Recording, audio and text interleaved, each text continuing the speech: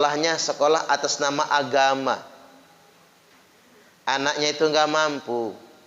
Udah ujian, daftar Unila bu, lewat jalur bidik misi, keterima. Sebetulnya keterima. Bidik misi itu kan enak ya, sekolah kuliahnya gratis, dapat duit. Kan gede itu bidik misi, paling kecil kan 6 juta satu semester ya. Sisanya banyak. Hanya minta tanda lulus. Ke sekolah itu nggak dikasih. Hanya minta tanda lulus.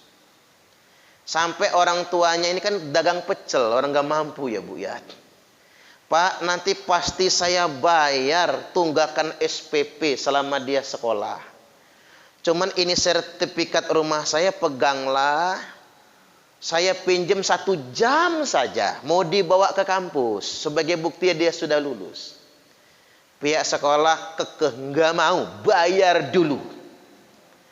Akhirnya anaknya gagal terima Unila bu. Dan sekarang anaknya membantuin mamanya dagang pecel. Nangis saya.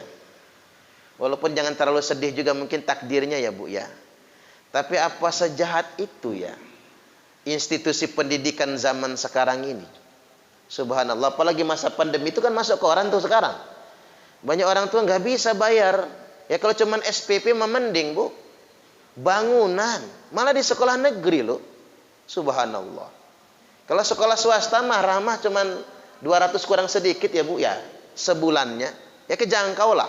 200 kurang sedikit. Malah sekolah negeri loh bu yang mahal-mahal tuh. Sama sekolah yang napasnya agama gitu. Karena ngapa? Kerja target membangun fisik. Emang sih bangunannya mewah.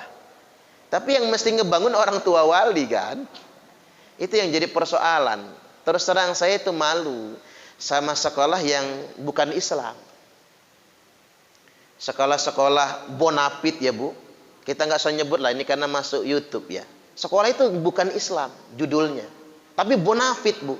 Tapi siswanya mampu nggak mampu sampai selesai sekolah di situ. Subhanallah. Makanya kadang-kadang kita malu yang sekolah Islam kok macam begitu modelnya. Nah ini kita prihatin sedemikian rupa. Terutama buat pemerintah, mudah-mudahan dengarlah pemerintah. Karena keluhannya banyak masuk di kita bu. Minta bayarin nggak sedikit, 9 juta, 10 juta. Duit sopo, pikir saya itu ya. Alah kebanyaknya, kalau cuma 1-2 masih bisa ditangani bu. Ini ratusan. Karena dia tahu gerakan serbu banyak membantu orang. Dia nggak tahu kalau gerakan serbu itu bukan 1 juta 1 orang, 1000 1 orangnya. Subhanallah. Kita betul-betul yang emergensi ya. Yang betul-betul yang mendasar sebetulnya. Ada beberapa yang sempat kita tolak. Gini saja Pak, kata saya. Bapak nangis, temuin kepala sekolahnya itu. Nangis kata saya. Kalau bisa air mata buaya keluarin semua di situ. Nangis, nggak mungkin kan orang nggak kasihan, betul nggak kira-kira? Ya, melas-melaslah di sono kan begitu. Karena kita ini sama-sama manusia. Artinya memang saya baru dapat pelajaran baru, ternyata untuk menolong manusia memang nggak bisa sendirian. Menolong orang yang lemah itu ya kita bersama-sama begini bu. Ta'awanu 'alal birri wat taqwa. Wa ta'awanu 'alal birri wat taqwa. Tolong menolonglah dalam perbuatan bajik dan takwa. Kita tak bisa baik sendiri. Cuman juga jangan terlalu baper ketika ada orang yang saat itu sangat butuh bantuan, tapi kita sedang tidak punya kekuatan untuk melakukannya. Kembalikan pada Allah. Pasti ada hikmah di balik itu semua. Yakinlah, mudah-mudahan kaum du'afa senantiasa diberikan kesabaran dan kekuatan. Allahumma amin, amin ya rabbal alamin. Makanya hidup ini enak ya bu. Kalau kita nengoknya ke bawah, kita syukur terus. Tapi kalau kita dongak ke atas, kita kurang terus. Kayak kemarin saya survei yang dipanjang itu bu. Namanya Ibu Ritawati. Orang tuanya itu Chinese sebetulnya. Cuman begitu lahir nggak punya kaki. Jadi orang tuanya malu punya anak kayak gitu. Akhirnya diomongkan yang mau ngurus ambillah. Ya karena anak itu diabaikan oleh orang tua kandungnya, adalah yang kasihan kan. Ya diurus. Dan Sekarang dia biasa jualan cemilan tuh loh Bu, pakai kursi roda. Bu, pakai kursi roda, nggak punya kaki dia. Dan dia menikah di usia sudah gadis tua lah ya. Suaminya juga cacat kakinya, kena polio itu. Suaminya cacat. Alhamdulillah punya anak satu. Anaknya tuh sehat walafiat. Sekarang sudah kelas 4 SD anaknya. Umur 9 tahun, anak lanang.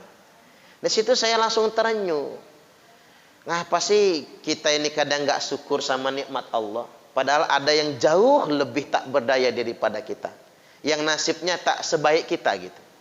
Saya nanya sama Bu Rita itu dan sama suaminya Denny.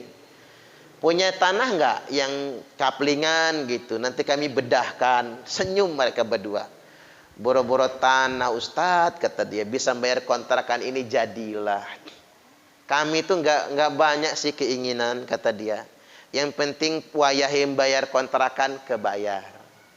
Wayahe bayar listrik kebayar. Wayahe mangan iso mangan.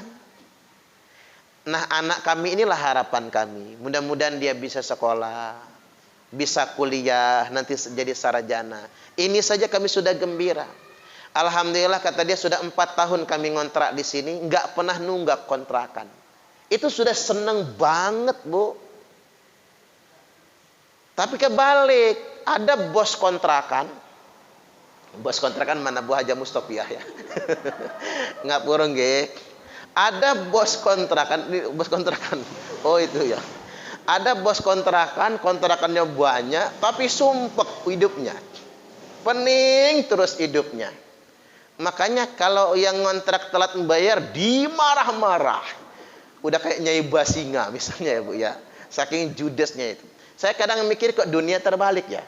Yang ngontrak tenang-tenang saja, yang penting bisa bayar kontrakan. Padahal nggak punya rumah loh.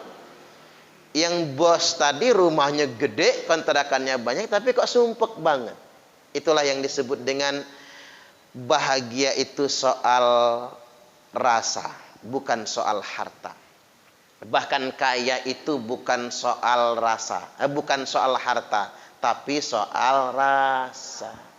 Rasa bahagia itu yang harus kita nikmati. Mudah-mudahan ibu-ibu semua diberikan kebahagiaan dan kekayaan yang sejati. Allahumma amin.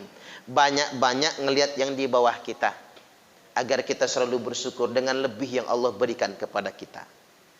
Saat kita lebih, kita berbagi. Saat kita kurang, kita gak gampang mengeluh. Itu maksudnya. Baik, kita masuk ke materi kita.